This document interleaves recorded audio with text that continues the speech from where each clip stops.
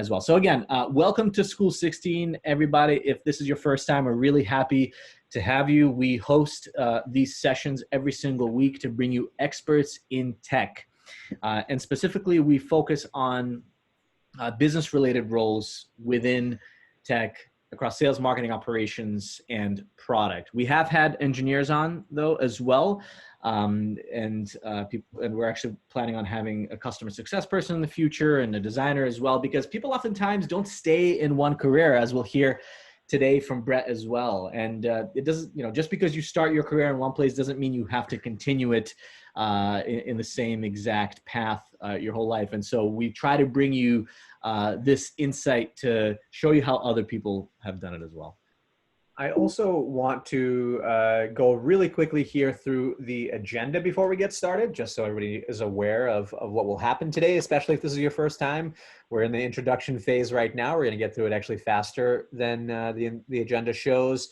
Brett will introduce himself, and then we'll get into a Q&A. Vadim and I drive the Q&As just because we have kind of preset questions that we know folks want answers to. But that being said, please do use the chat throughout the conversation. Half of we always use the chat. We look through the chat. Half the questions we ask do end up being from people that type them in there. And if you don't ask a question, then we won't ask it. We won't know. So make sure that if you're curious about anything, there's no such thing as a bad question. We try to get through as many of them as possible. Do make sure that they're somewhat applicable to the group. Because we are talking about careers here, and we want to focus on those types of questions, career-oriented questions. But other than that, that's really the only sort of requirement. So do use the chat. And then I also wanted to remind folks that if you were here last week, you knew that we just opened applications for our career acceleration program. We actually have a couple students from the current cohort right now here joined us in the call. Thanks for joining us, guys. But this is an 8-week part-time, fully online program where you get to attend live classes to learn about disciplines in sales, marketing, product, and operations directly from the types of folks that you meet at these events. So you get to dive deeper into these topics and actually put them into practice with the goal of making you more prepared for a career in tech. So check out that program if you are interested. And we are offering scholarships and tuition deferment plans. So don't let your ability to pay tuition be a factor. We always are quite flexible. I will say, though, that scholarships are first come, first serve. So the sooner you get your application in, the more likely that if you need a scholarship, we'll be able to consider you for it.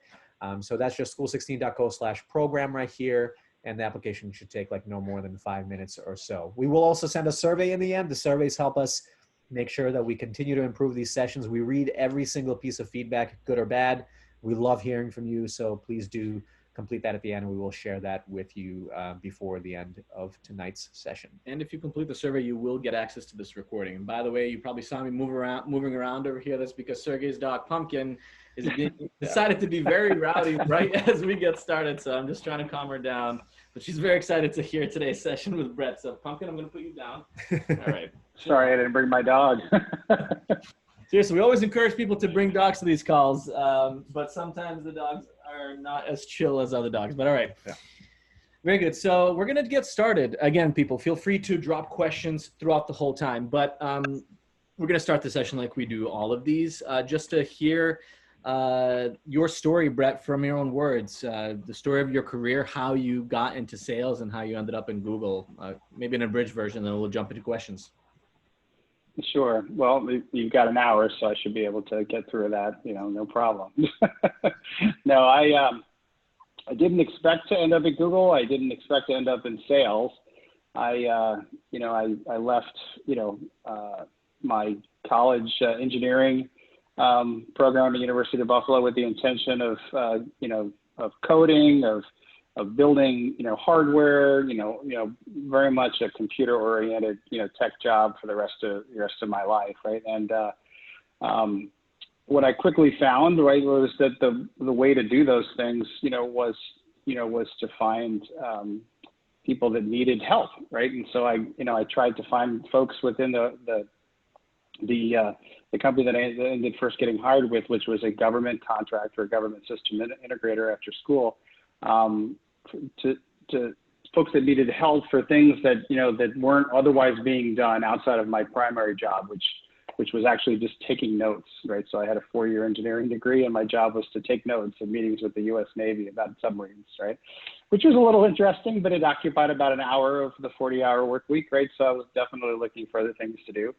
And so I was like, well, you know, why can't we automate the note-taking process? And why can't we automate, you know, all of the information that's shared between the government and the U.S. Navy? And, you know, why can't we automate all of the different programs that folks are working on? So, you know, because I really wanted to write, you know, applications, right? And so I started to do that and, you know, kind of sold those ideas during the day and then wrote the code at night. And then eventually, you know, it got big enough that we needed more people. And so I had to sell more ideas in order to hire more people and kind of grow the overall business. And, you know, somewhere along the way, I kind of realized that sales was an important, you know, component in the whole thing.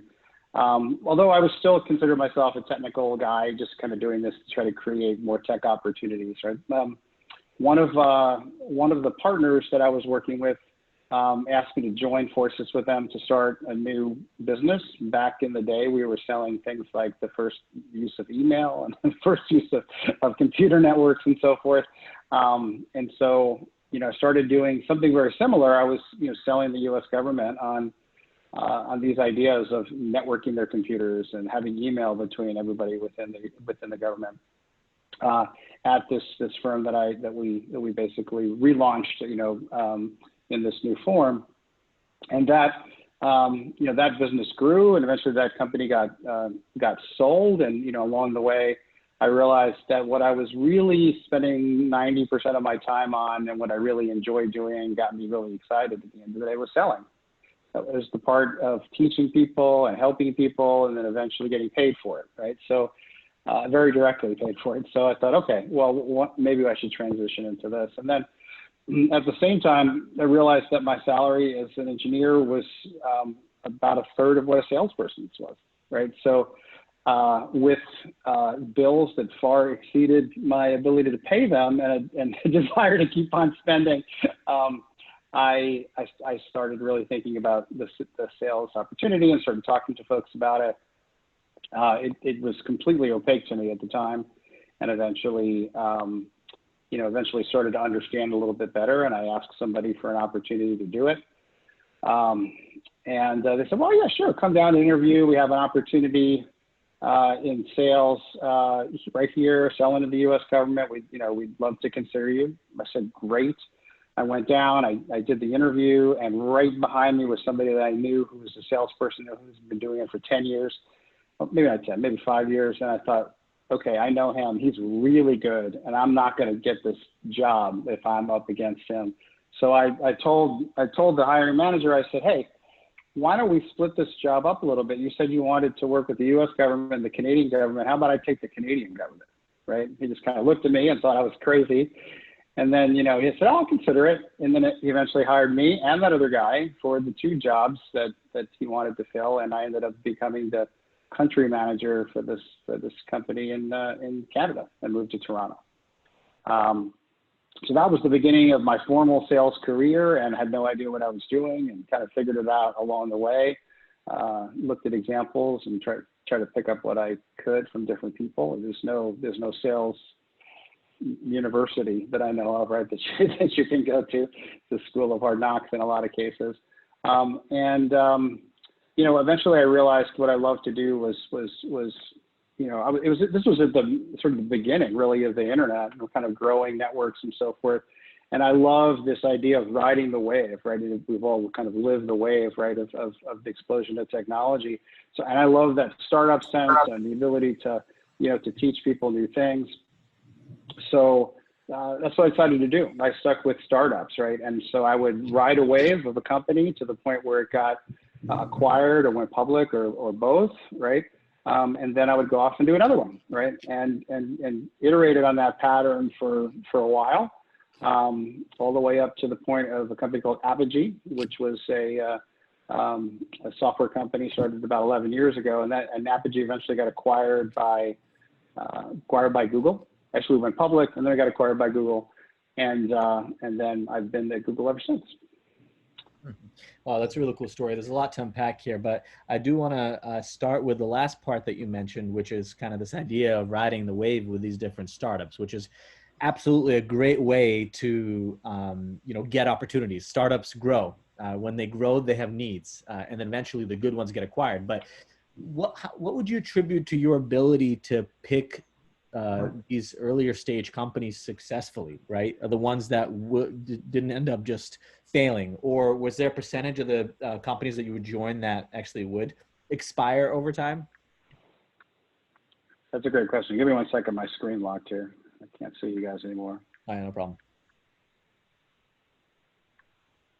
And by the way, folks, again, for those of you that are joining now, we're at about 33 people. Feel free to drop questions into the chat throughout this entire conversation. We'll try to address as many of them as possible.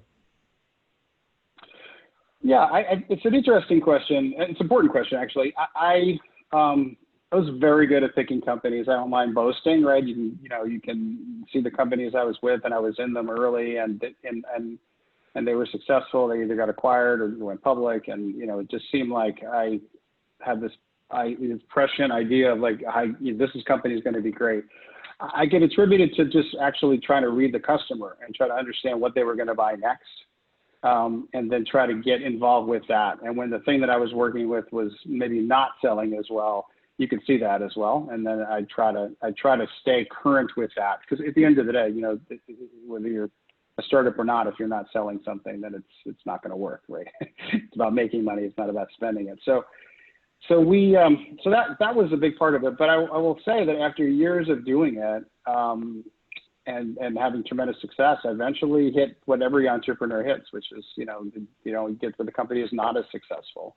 Instead of a home run, maybe you have a base hit, right? Instead of a base hit, maybe you have a strike, or maybe you're out, right? So there was definitely, some lulls, right? And it was difficult, right? And I found it hard, to sort of transition from the idea that I knew how to pick right into the idea that sometimes multiple times in a row, like you got to pick yourself back up and do it again, but I did, and continued on and eventually every one of those things turned out to have some degree of success in them, right there. And eventually Apogee is obviously where I am now. And I think that that turned out to actually be a good opportunity, but what it ended up to be in the long run with Google was probably one of the better things that I've done, which Google's a great place to be. Yeah, absolutely. I also love what you did really early on to make that transition, which is you created basically a job for yourself. You created an opportunity for yourself where it didn't exist by offering something that wasn't on the table, which a lot of people kind of have a fear of doing. I'm curious, I think that speaks to, even though you had this person that was someone that you knew that was much better at you competing for this role, you still had confidence enough to ask that. I'm curious, where did you get the confidence to successfully transition into this role coming from tech? Like, how did you know that you were going to be good at this? I don't know. It's the honest question. It wasn't like I thought it out and said, I'm a natural born salesperson. I should just go off and do this particular role. I was more down in the weeds, like thinking about what I wanted to do when I got up in the morning, or how much money I wanted to make, right? Or the type of interactions I wanted to have. And I did have this idea at the end of the day that I wanted to be part of this entrepreneur community, and I wanted to be with, the development of technology, right? As opposed to just working for a company that used it, right? So I was driven by this idea of like trying to be involved with those different things, and felt like, hey, like you gotta put yourself out there and make it happen, right? I don't know that I knew that I would be good at it. I just believed that I needed to do it, right? And went and did it, and it worked out, right? And I guess when I was doing it, some folks talk about flow. Like in any of those situations, I felt like I was in the flow, right? Not battling uphill, per se. And so I learned to listen to that. Which along the way, by the way, I will say, for a guy that's been around in this, in sales and doing this type of thing for a while, you can lose your flow, right?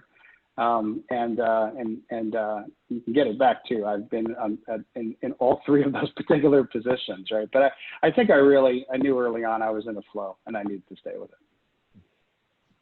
Interesting. Actually, let's dig into that a little bit, because I think that's an interesting concept. You know, Sergey and I have both been in sales, and we're very much so not natural salespeople. It actually sounds to me like maybe you are to a certain degree, or at least maybe there was some intuition there that helped you learn early on. But for me, when I started off in sales, it was a very uphill battle, and it took a lot of effort to get into any kind of flow. I mean, and oftentimes it was just because the quotas I would have to hit were so high that you had to focus. But, you know, how did you make sure that you were improving, especially early on, because you went from being an engineer and starting off in a role that probably you weren't that excited about, right? I'm sure that supporting role is important, the note-taking role, if you will, but you weren't that excited about to getting into sales and then kind of being in the weeds and just being focused on solving the problem, which is we need to get customers. But how did you make sure that you were also improving over time? Did you have like senior people that you were trying to learn from? Was it mainly just putting yourself into positions that you were uncomfortable and learning from there? What would you say contributed to your learning and refinement of your sales skills? Yeah, it's a good question. You know, what I would like to say, even though it wouldn't be true, is that, you know, I found a mentor and he helped me figure out, you know, how to be a great salesperson, or I found multiple people to help me along the way, which is what I would suggest if you were doing it. You know, if I was doing it again, I would suggest that to my younger self, right? I didn't. You know, I did a ton of reading, you know, and tried to like understand like what other people had done in sales, and really kind of studied it like, you know, I would study anything else, right? I would watch people. I would try to figure out the ones that were truly successful and watch what they were doing and see what they were doing, and, you know, try on some of the things that they were doing and see if it fit, and reject the stuff that it didn't. It was really an iterative process, right? And, you know, a lot of it was trial and error, right? I think it could have been significantly accelerated, you know, by having some great mentors along the way. And truth is that they were there. I just didn't use them to the fullest extent that maybe, you know, I could have, right? So I guess I would recommend that, but I would also, you know, say that, you know, really kind of digging in and trying to figure out what sales is about. You know, it's not. I mean, I thought it was about, you know, used car sales or pressuring people or, you know, tricking people. I mean, those were the conceptions that I had kind of going into it. And then I realized it's like really not. Like it's teaching people and helping people, and it's a, you know, transference of feelings and confidence and things that, you know, you learn, you know, by actually seeing a sale happen, right, at the end of the day. So, I mean, that was my process. I don't know that I would totally recommend it going it alone, but I think a part of it really does need to be there, because you need to, I mean, nobody's a perfect salesperson, right? You have to have, but you have to have some DNA to kind of make it work. You gotta kind of want to do it, right? But then the rest of it is about skills and learning how to improve them. Yeah, no, I'm actually glad that you prefaced it with the fact that maybe you would have done it differently, but the reality of the situation oftentimes is as in your case, you kind of figure out as you're going along. Now, clearly you cared about getting better. If you didn't, you wouldn't, you know, dig into the readings. You wouldn't dig into the methodology to make sure that you're improving all the time. And the way that somebody gets actually good at their job is a little bit messier than people think, right? It's not clean cut like, okay, I'm gonna get a degree and then I'm gonna get a job and then they're gonna train me and then I'm gonna get the skills and I'm gonna be amazing. No, a lot of times it's trial and error. It's failure. It's seeing how other people do things potentially, if you can, and then just making little incremental improvements every time that then overall make you much more effective at whatever it is you do. I think Philip asked, Yeah. were you going to add something, Brett? Yeah, I mean, what I've come to learn, and we talked a little bit about being in the flow, falling out of flow, and coming back to it, is you have to be okay with failure. You know, if you get too much into the mode of I'm not going to try it unless it's perfect, nothing works, right? And I think I was willing to fail a lot, right? And not worry too much about what the consequences of that failure were. I just had to try to figure out a way to, you know, try again. Yeah. And that concept of being okay with failures is another recurring concept that we hear in these weekly sessions. It's something that you have to kind of desensitize yourself to. So totally agree. Philip asked a relevant question, which is like, without a traditional sales training or background, what do you think are a few under the radar or underutilized sales traits or sales tips that you would give as advice? And I guess I'm curious if you can kind of remember when you started off in that first sales role, were there particular things that you learned that you applied that actually ended up working, that you remember that actually helped you close deals and get good? Yeah, I think some of it comes from being, having an engineering background and, and really enjoying the stuff that I was trying to sell and really understanding it, right? I could teach other people, I could help them understand it too. So that's one of the strengths of being an engineer or anything that sort of gives you some understanding of the particular subject that you're trying to sell. My opinion is that sales is about helping people understand how to solve a problem, right? It's not just about solving the problem that they present to you. It's about understanding like what problems a customer might have before they understand what the problems are, teaching them about those particular problems, and then teaching them to solutions to those problems, and then how to implement those overall solutions, right? And that whole idea, right, that you're there to lead the customer and to help them get to where they need to get to, that they don't even know they need to get to, in a very earnest way, right, is what I did early on, in just because that's what I wanted to do, honestly, and I enjoyed doing, and what ends up really making a difference, right, in terms of individual salespeople that work on my team or other people at Google today. They're the ones who are the most successful, the ones that figure out how to lead the customer to the problem and the solution that they didn't even know that they had. Yeah, and I mean, especially if you're selling a more complex product with a longer sales cycle, it's even more important to really care about the problems of the customer, because ultimately you need to pitch to them what they care about, not necessarily all the amazing things that your product does. But what you just mentioned is what, in terms of what you see on your team as a successful trait, is that desire, probably that innate desire to help the customer. Can you think about, on the flip side, maybe someone that you worked with or someone that you hired, either in your current role at Google or in the past, that didn't work out, and for some reason, maybe initially on paper they looked great, and it looked like they were going to be an effective salesperson, but for some reason they weren't a right fit, and why you think they ended up not working out? Yeah, I see it all the time.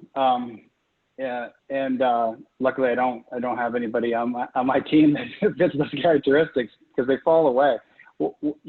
Folks who think that it's about literally just answering the customer's questions and getting them what they need are usually the ones that don't end up succeeding, right?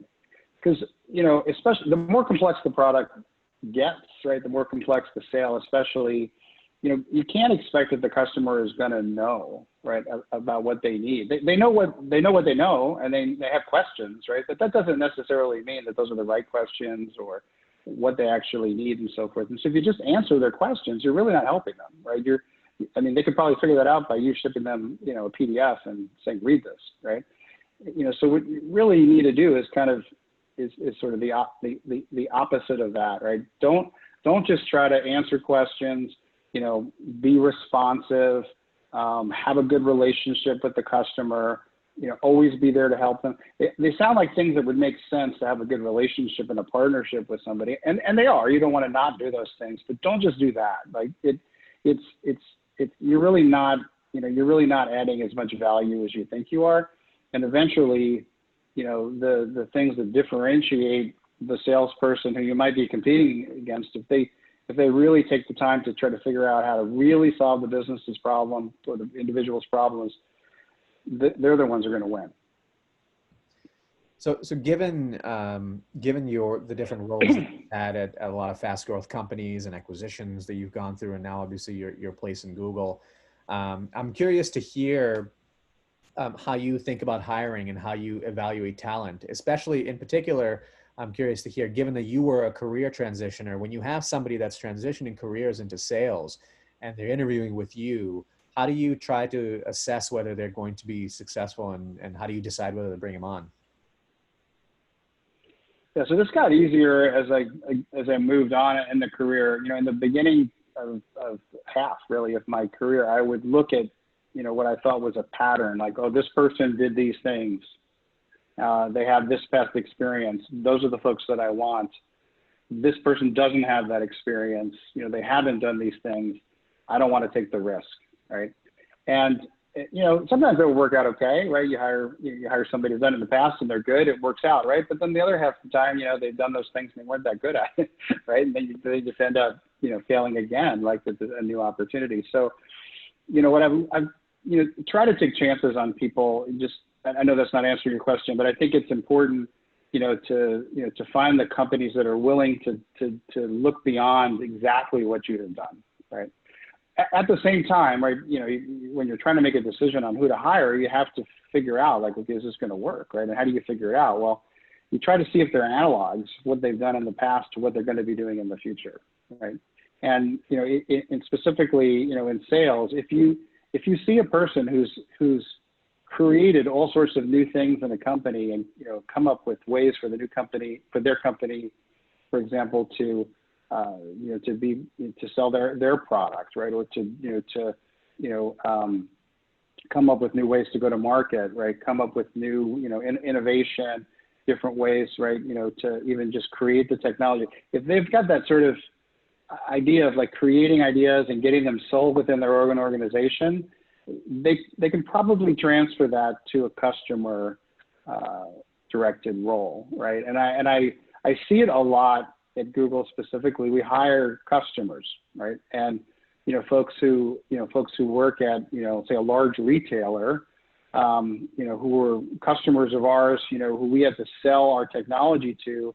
We realized that they were doing the same thing internally within their company, trying to convince them how to do this new thing, this new innovative thing.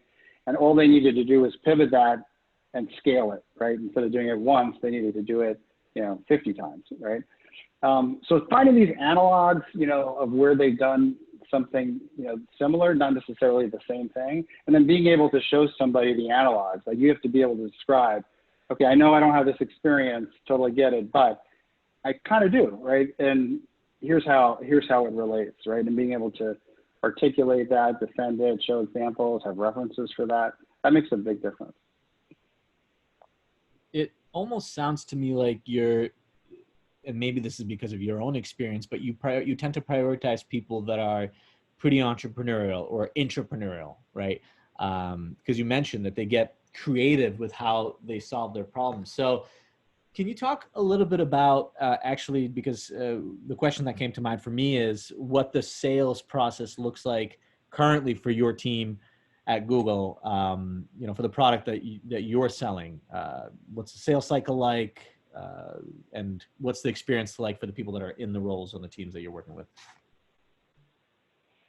Sure. So if you're in a pure sales role on my team, you would have roughly 150 different large commercial organizations that you'd be selling to. So Home Depot, Delta Airlines, UPS, American Airlines. I mean, think of those companies, right? The largest companies, in the United States. I'm specifically a third of the U.S. and the federal government, but the largest companies within that third. And so you've got 150 of them.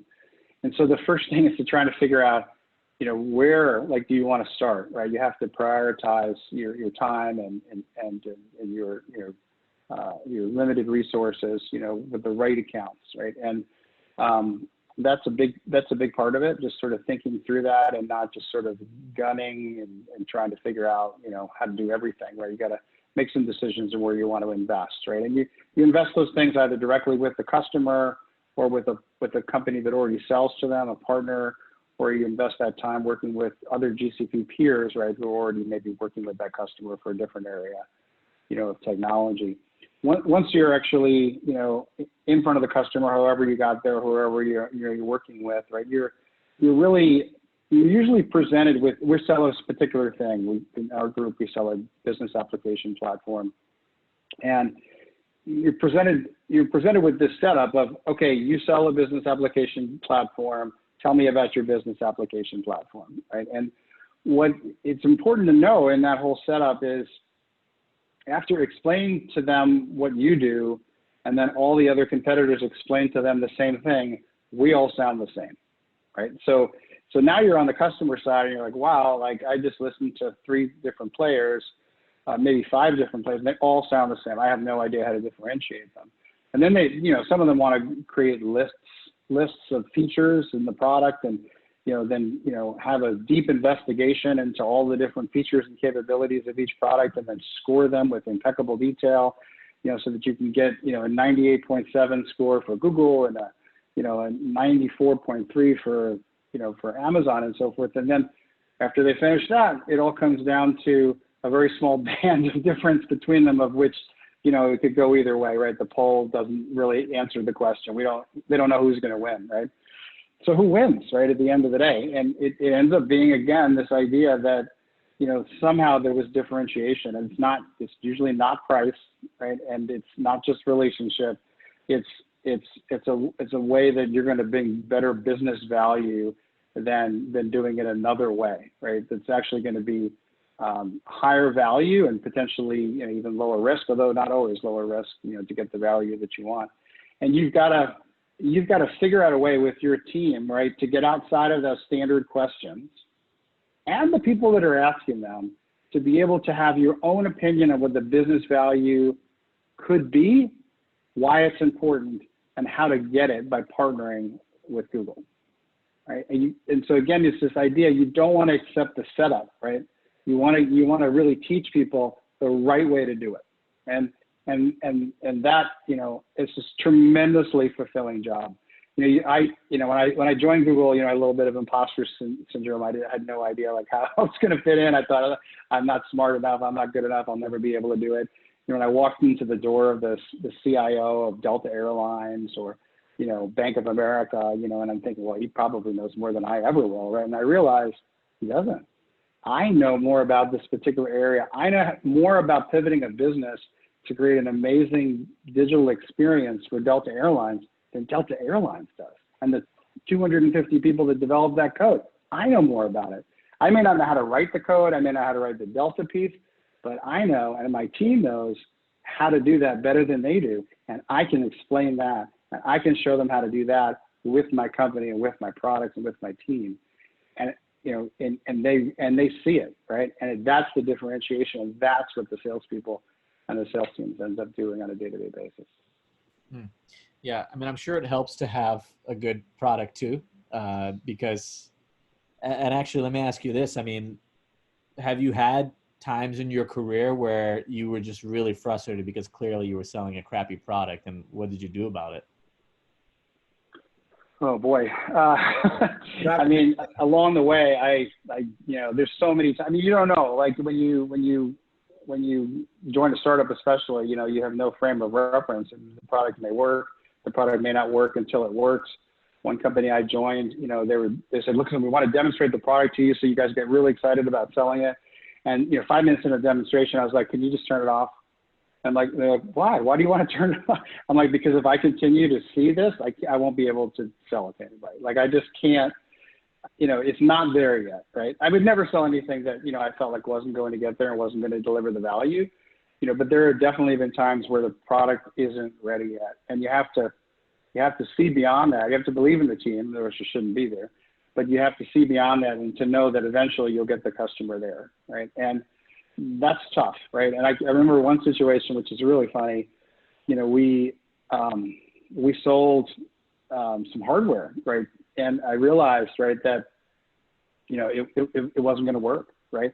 And we probably had to replace it all. But I also knew they needed all this other new stuff and so forth. And somehow or another, we were able to package it up, sell them the new stuff, take out the old stuff, even though that old stuff didn't work, and deliver great value for the customer and still make money out of it, right? So you have to get creative, but you have to stay ethical, right? You don't want to sell junk. You don't want to lie to people. You don't want to mislead people. And those are situations you want to walk away from. You have to have in your mind the idea that eventually you'll figure out like how to keep the customer whole. And I could go on, especially with startups. I could go on and on and on about how that, that was the case, and sometimes it was me, down there. I remember laying on the floor of the Pentagon, overnight, like, before 9/11, it's a different situation, but lying on the floor of the Pentagon, figuring out how to make this particular technology, work, because it wasn't working and it needed to work, or else all the people in the Navy were not going to get paid the next day. Right. And so, technology is not always pretty, in the end, there's a lot of pressure, but, if you stick with it and you get good people, you can make it right. Interesting. Yeah. And I think some people might be wondering, like, well, if your hardware didn't work and you had to replace it, and then there's other options in the market, why would somebody stay with you? And I think it's because you were willing to stay overnight on the floor of the Pentagon. I don't know if that was the same company, but it's because you were willing to go the extra mile. You were clearly knowledgeable, where that trust was really there. And just because there's a problem with a product doesn't mean that all that trust goes away. If they can see that you're committed, they're likely to stick with you and still give you the deal. Mature technology might be different, right? But mature technology gets new features, and then those features are not mature, right? And that is the difference, right?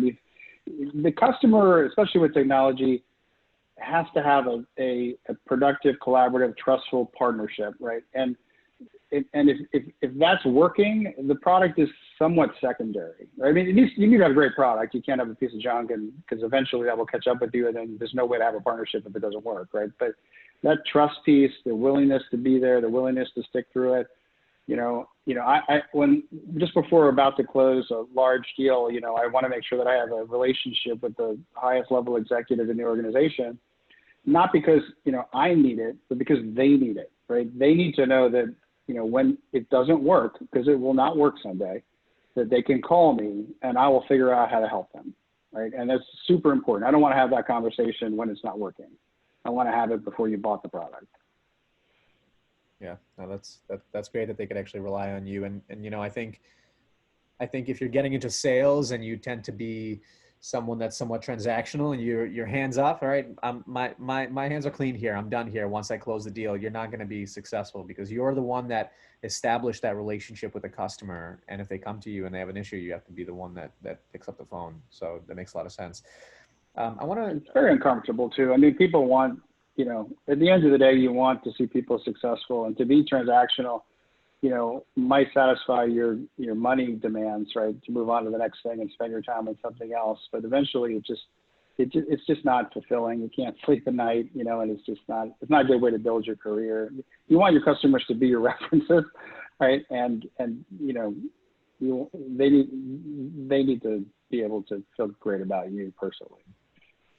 I want to go back to your trajectory, because again, you did end up picking some winners when you joined these teams. And I'm curious, how did you go about looking for new opportunities and finding new opportunities and getting into these companies when you were ready to transition to the next role? Mm-hmm. So it's funny, these days we have LinkedIn and, all sorts of other ways to figure out companies, TechCrunch and Crunchbase and all the different ways to see how VC funding is happening. And, there's a lot more networking, a lot more events. None of that stuff was really happening when I started doing it, right? But there was one magazine, I don't know if anybody ever heard of it, it's called The Red Herring, which is about, you can look up The Red Herring, but it comes out when, when you're trying to go for initial public offering. And they were publishing companies that were getting investments and trying to, sort of talk about which companies were essentially hot, right, in the industry. So I really, really studied that stuff, and I was willing to look at it beyond whatever I was doing. So I was trying to find this matchup between hot companies, really strong investment, really great people in these companies, and then demand of the customer, and just constantly trying to, keep my awareness associated with that. And it wasn't something I could just do when I felt like changing jobs. Like, it was something that I had to do as a job. And, you know, I did it all the time. I still do it, actually, even though I don't really need to anymore. And, you know, that really helped me keep on top of these companies. And then I would talk about it with other people, you know, and then, you know, people would just say, hey, you should give, you know, Brett a call, right? And I would a lot of times get introduced to opportunities because they knew that I was, you know, interested in new things. And that's interesting, that last part there. So you would talk to, what kind of people would you talk to, and how would you kind of get that information out there that you were looking for other opportunities? Because it almost sounds like magic. Well, I mean, I'll give you the specifics of how I ended up at Apogee, which, you know, is exactly what we're talking about here. I was doing a lot of hardware and security stuff, right? And I really wanted to pivot, you know, to more software. Not that I was completely out of software, but I had spent a lot of time in those two spaces and wanted to be a more generic sort of platform-oriented software, right? And you know, so I started doing some more computer science work, more modern computer science work to kind of get my brain back in that particular space, you know, which is kind of like pivoting a sailboat. You know, you kind of point towards the direction you want to go and the wind takes you somewhere and you got to keep tacking. But that was my beginning of my journey. I was pointing myself to software with some personal learning. But, you know, I just started talking to, you know, to people about the opportunities that they were seeing and, you know, what was interesting to them and, you know, who they knew and what was getting funded and what was hot and what was not hot and what to go with, what to stay away with. And, you know, it was, I don't know, probably 50, 60 conversations worth of folks that I ended up talking to in this year or so that I was thinking about it. And just out of the blue, this one individual ended up talking to a previous manager of his, was VP of sales. He was looking, you know, for somebody to run their federal business. And he said, well, I'm not your guy. Like I couldn't do that for you. I don't really know anything about software. I'm not really into new technology stuff. I'm more sort of that middle phase. But you know what? You should talk to Brett, right? You know, and then, you know, the next day I'm on the phone with that individual. He's the hiring manager for Apogee for running the federal business. 2 weeks later, I'm working at Apogee. So, you know, it's just not necessarily purposeful networking. I wasn't like, you know, trying to network, you know, towards like a very specific end goal. It was just kind of keeping it open, trying to, you know, to widen the net, if you will, and be willing to look at a lot of different things. Interesting. And were the people, those 50, 60 conversations that you would have over the course of that year, were those people already in your existing network, or did you build new relationships? Yeah, you know, one of the things that I have never been shy to do is just call people I think would be helpful, right? Just ask them like, hey, you know, I know we never talked before, but I'd love to talk to you about X, Y, and Z, right? It was, I can't say that I felt comfortable doing it. I always felt super uncomfortable calling somebody new, but I just felt like I had to do it. Like there was no other way to figure it out unless I called that person, right, and asked them that question or asked for their help or their access or whatever it was, right? And so I would make myself do it, right? And I would call these folks, right? And yeah, I'd widen the network. Sometimes I'd go through my own network to get there. That's obviously an easier way. But I often find that when you're trying to make a pivot, your network is not the right network, you know, and you know, it's even true for like things like diversity hiring. You know, if you sit and you look at the people that you work with today, they don't look like the people that you're trying to hire. If you're trying to hire a diverse population, you kind of have to go outside of your own network, right? And so on the other side of that, you got to do it too. You got to get outside of the people that you know into the people that you have no idea, and just, you know, that's kind of how I got my first job. Like I had 6 interviews in Washington, D.C., you know, with different companies, and none of them wanted to give me a job. You know, and finally I just called up this one woman. I said, listen, I know you're not hiring anybody, but can I just spend an hour with you and you can maybe tell me more about how to go about this whole thing? And she invited me in and we sat for an hour and we talked about it, and I thanked her for the time. It was great. And I was ready to head out of town, and she called me up at 8 o'clock in the morning. She goes, you need to get down here at 9 o'clock. I think we can hire you. I'm like, okay. and she hired me later that day. So, I think it's really important to get outside of your current network. Yeah, I'm glad that you said that, because I think so many people assume that, well, okay, of course, if you've been in sales for a long time, or you've been in industry for a long time, you have the network. Clearly, you get all the opportunities that way. But no, what you're saying here is you weren't necessarily comfortable doing that, even though, you're a career salesperson and you're probably cold calling or cold messaging and contacting people all the time. You still had to get over that maybe internal blockage, like, hey, maybe I'm bothering that person, or, well, maybe they're not going to be open to a conversation with me. And then what you just said, I made myself do it, right? These opportunities don't just come out of nowhere. You made yourself do it. But I'm curious, because you said that you still continue to do this to this day, which I think is an incredible practice. How do you do it now? Because are you still picking up the phone and calling people, or is your method of reaching people different now? Well, people don't answer phones, and I don't have their numbers because they're all cell phones, right? So that doesn't work anymore. Although I used to literally dial like 200 people a day back in the beginning of my career. But, there's something to be said for brute force. But I try to get involved with groups. Like, I'll give you another example. So, I moved from the Washington, D.C. area and actually pivoted, from really a federally oriented, U.S. government oriented career to a much broader commercial oriented career. And when I moved to Nashville, I didn't know anybody here. And the biggest business in Nashville is not music, it's healthcare, believe it or not. And I didn't know anything about healthcare, right? So I was like, wow, like I know nobody here. I have no connections. I know nothing about healthcare. I don't know what I'm going to do. So I just started going to healthcare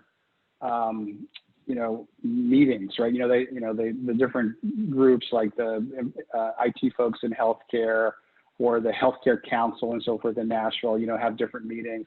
And I would just go to these things and I'd read about, these different communities, and I'd start to see people like who were leaders in it. So I was like, okay, well, these are interesting people. And so then I would just say, hey, I just moved to Nashville. I would love to learn more about healthcare. I'm super interested in this area, but I got a lot to learn. I bet you could teach me. Will you go to breakfast and have a cup of coffee with me? And, they were like, yeah, absolutely. Right. And so we would go and we'd have breakfast and I'd meet with these folks. Neither of us had any expectations. I wasn't trying to get a job and they weren't trying to get something from me. We were just trying to, to get to know each other and kind of build some brotherhood. Right. And, lo and behold, like I know everybody in Nashville healthcare now, and a lot of them are good friends, right? And we're not even doing that much in healthcare. So this may be kind of superfluous to my daily job, but, it's made for a better community to live in, right? And to have a lot of folks here that are, that I know even outside of work, right? And so, and I've learned just maybe the mantra that I have in the back of my head now is a little bit more relaxed than it was when I was younger. It's just show up, show up, have the conversation. Don't try to horse it and try to figure it out, like, and game it out and plan it ahead of time and have the 50 questions and memorize and all this stuff. Show up, have the conversation, be genuine, right? If you're sincere and you're really trying to understand stuff, people will help you, right? People are generally really, really helpful. No, it is really true. Was it Woody Allen that said 80% of success is showing up? But the folks that are, I think that's him. Let's give him the credit. But even the folks that are on this call today, you decided to show up to get insight into sales careers, sales, for example. Even in the beginning of this call, Aditya mentioned on chat that connecting with Sergey made sense. And now they're going to connect, right? So that's how these things happen. You have to show up, you have to go for the ask, and eventually you build inroads. And I'm sure, just like you did, Brett, oftentimes, especially when things are back open again and you're going to in-person events, when you move to a new community, for example, or just want to embed yourself in a different industry that you haven't been part of in a while, just start going out, meeting people, and you'll be surprised how quickly you'll build a network there. Yeah. Yeah, and it's been true outside of work too, right? I mean, anytime I'm trying to do something new, try to run a new community, if I join, I show up, I start talking to people, it works, right? If I never show up, nothing happens. Yeah, no, you're absolutely right. I actually just we have a couple of questions here in the chat, but I have one more question before we get to those, which is that, we actually have folks in our summer program right now, and we teach career sessions where we actually talk about this stuff all the time. So it's really top of mind, but people are trying to think of strategy of actually how to reach out to people in a strategic way where, you can ask for coffee, but if somebody's an important person, they're probably getting a lot of asks for their time for lunch or for coffee. I would love to get your advice on something. Do you have any thoughts on kind of now, given that people are so easily accessible and they may be getting inundated with requests, how you might stand out when you ask for somebody's time in this way? Yeah, I mean, it helps to have a reason behind it, other than you just want something, right? Like you want to get an introduction. You have it, and it doesn't have to be anything grand. I mean, obviously there have been times where I'm at Google, right, and I want to learn something about another part of the organization, and they're willing to meet with me because they want to learn something a little bit more about Google, right? And so, if you have something in your life, right, that's interesting to other people, doesn't have to be work, right? You could try to trade on that, right? But I also think looking at people's backgrounds and what they're doing or what they're talking about and so forth, right, is very helpful. And if you can find a relatable way to connect with them over that particular topic, they want to talk about it. There's like a reason why they're in the press, right?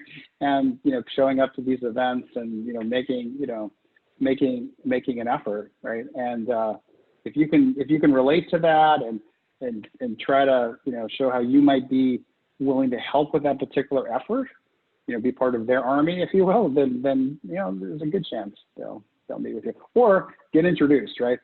Somebody to sort of vouch for you and say, hey, I've met this person, I know this person a little bit or a lot of it, that even that little differentiation of a warm introduction is better than you just calling out of the blue, because people don't know how to sort out, most of the interactions, so they just delete them. But if it comes from somebody that they know, they'll at least listen to that channel. Yeah, no, you're absolutely right. I love that. If you have as much specificity as possible and give somebody a reason for why you want to connect, not just that you want to learn from them and get coffee, then you will increase the likelihood. I want to get to a few questions here in the chat, and we have one from Alfonso, which is, what does sales training on the Google Cloud team look like? What's the balance between technical training versus the actual sales process and learning that? Yeah. Well, I think my experience, and even at Google, right, is that we don't train people much on selling, right? Over the years, I've seen different companies, sort of introduce sales training, and there are some fantastic, things out there, and it is really worth investing in. But I would say, on average, Google doesn't put a huge amount of emphasis on sales training per se. They put more emphasis on you trying to figure out the products and how to transact the way Google is trying to transact in the marketplace, right? So a lot of this stuff is something you have to learn on your own. I mean, some companies will invest in it, but even there, like, you really have to think about it. Like, who do I want to be as a salesperson? And if I was on the other side of the table from me, like, what would I want that to be about? Right, and then try to figure out how to be that person. Hopefully, you've got the right point of view when you do it. But try to really make that personal investment.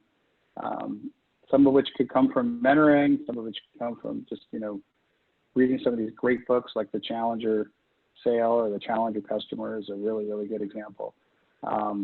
There's hundreds of them, but yeah, you find that there's very little sales training actually on a day-to-day basis, and it's much more on product. Makes sense for a company like that. And when you're really trying to educate the consumer about how the product can solve their problems. And actually that last point that you made about, great books that you can do for self-learning, I think self-learning is critical in this regard. We have a question from Kara, which is about that topic. Like, are there specific books, you just mentioned Challenger, or maybe blogs or influencers, let's say, that you follow or read that you would want to recommend that people should check out if they want to pick up that skill? Yeah, I don't have a list on the top of my head, although I do have a list. I would reiterate that sales has changed a lot, you know, over the time that I've been doing it, right? And I remember back in the day, like a key book was by a guy named Zig Ziglar, which is, you know, the name that says it all really right there. He talked about, like, you know, the transfer feeling of getting a shoe shine in the St. Louis airport, right? Which, okay. But, you know, it's really, really, really different. And the big thing that's different is that decisions really aren't made by one individual, right? They're made by a group, right? And so the challenger customer, the challenger sale really captures that really well. There's a lot of research behind it, but anything that you know, that really gets into the mind of the current customer, that, you know, that's out there today in the industry or the type of sales that you're trying to do. If it's large enterprises, right, it's even more relatable. I'll look at some of my other notes in terms of other blogs or other things that I think are interesting, and maybe shoot you all an email, and then you can post it in the blog. Awesome. Thank you for that, Dow. Appreciate that. If you could share that. And if you fill out a survey that we share at the end of this call, we'll definitely send you what Brett sends us. I want to close with this last question from Alfonso, which is from your observations, given that you spend a lot of time diving deep into different companies and what's hot, et cetera. What do you think are some attractive industries, technologies, or emerging companies for people that are transitioning or looking for growth in sales and want to make sure they hop into a great new opportunity? If there's any off the top of your head. What industries excite you right now? Yeah, maybe that's, something that's exciting for you, the top of mind right now that you think is good to learn about. Yeah, well, I you know, I remain pretty focused around software these days, right? You know, because most everything is built on software, right? As opposed to specifically some hardware thing. You know, even the hardware is actually running with software. So I'm pretty biased, right, to software in general. I think, you know, I would maybe break it down into a few different categories. One is, especially if you're passionate about a particular area, right? You know, find the software that relates to that particular passion. If you're really into nonprofits, right? There's all sorts of software that helps nonprofits, right? But find software that, you know, and things that really you can get passionate about, that they're really innovative solutions, you know, being built. And don't go for the, you know, the sort of moonshot innovation, you know, that looks just amazing, and if they could do that, it would be great. Because what I've often found is that, like, these moonshots are great ideas, and they're going to take place with great success 10 years from now, right? And you're going to be going through 4 years of your life working with a company, finding out that you just wish you joined 6 years later, right? So that would be, you know, one, like looking for applications in particular areas, you know, of passion. I think, you know, anything right now in terms of building things digitally, right? Things that really accelerate the creation of new experiences, you know, digitally, you know, are really, I think, very, very, very interesting, right? So there's all sorts of platforms that are built to deliver things, you know, in a more digital manner. You know, and try to stay away from, you know, Google would love to tell you about artificial intelligence, right? Try to stay away from the generic idea of technology, like you should invest in artificial intelligence, and look at like really actionable, like, you know, we've built a very specific, you know, engine that can drive, you know, very precise recommendations using neural networks, you know, for, I don't know, retailers, right? Something like that, right? That's really specific and is already working, right? Like don't bet on software that's not even developed, right? Try to find stuff that is developed, is working, and has some customers, right? And you can see the success, and you want to ride that success to a bigger level of success. I love that. I think that's absolutely great advice. Focusing on areas where you have interest, and even where you care about the customer, the type of customer that you would be serving as a salesperson is the best way to filter. And then you can find the best companies in the field just by focusing on that. I think that's great advice to close with, right? Yeah, and just to close, there are two folks that I interviewed last week. They're attorneys, right? And they had several years, acting as lawyers, right, in different capacities. They pivoted their career towards selling software, right, around legal topics, right? Things that they understood that they could articulate the value of it personally, right? And then they pivoted again and pivoted again. Eventually, they're looking at a more generic, opportunity at Google that's not, related at all to the legal place that they started. So it really works. It makes a big difference, right, when you can really understand something and kind of, validate it yourself before you try to sell it. Yeah, no, that's great. That's a great thing to close on. Brett Michaels, thank you so much for joining us today. I'm really glad that I reached out to Daisy DePaulis. If you've been following us from the start when we started doing these weekly sessions, Daisy was one of the first folks to volunteer to speak to our group of School16 attendees, and I'm really glad I reached out and asked her for referrals to other great folks, and that you joined us. I can see your passion in teaching. You can see your passion in telling your story and being transparent about the reality of these jobs and what it takes to be successful. And I really appreciate you spending the hour with our group here today. So thank you, Brett, and thank you all who joined us today. Thank you all. It's been a pleasure. Awesome. So yeah, thanks so much. Please fill out the survey if you can, and we'll send you this recording. And otherwise, have a wonderful rest of your Wednesday night. Thanks all. Have a good one. Bye. Take care.